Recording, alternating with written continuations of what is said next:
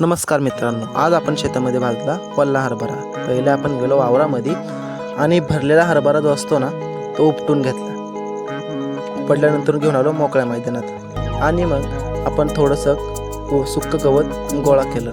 सुक्क गवत गोळा करून आपण आलो घेऊन वावरामध्ये आणि ते एका जागेवर ठेवलं। त्याच्यानंतर हरभरा त्याच्यावरती पसरून घेतला। हरभरा पसरल्यानंतर ते आपण पेटवलं।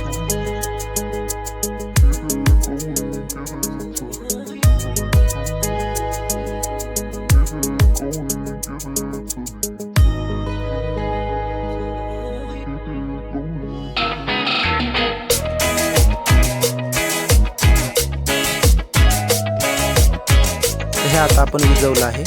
विजवल्यानंतर आपण पाहू शकता सगळे दाणे हे भाजलेले आहेत।